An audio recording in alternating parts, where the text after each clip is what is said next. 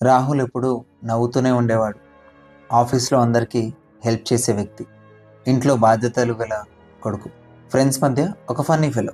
ఒకరోజు అతను స్టేటస్ ఇలా పెట్టాడు, కొన్నిసార్లు చాలా అలసిపోతున్నాను అని.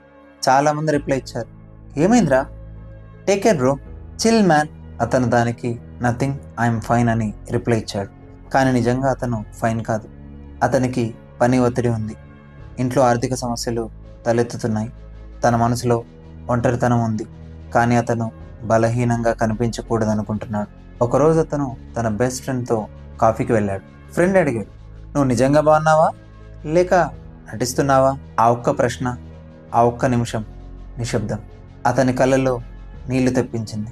ఎందుకంటే చాలామంది అడిగారు, కానీ ఎవరూ నిజంగా వినలేదు.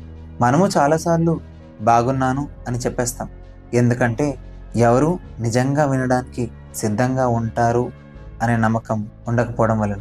ఈరోజు ఎవరినైనా ఇలా అడగండి, నువ్వు నిజంగా బాగున్నావా, నేను వినడానికి సిద్ధంగా ఉన్నాను అని. కొన్ని ప్రాణాలు ఒక మంచి వినిపించే మనసుతో నిలబడతాయి. నమస్తే, నేను మీ శ్రీకాంత్ మజ్జిగ.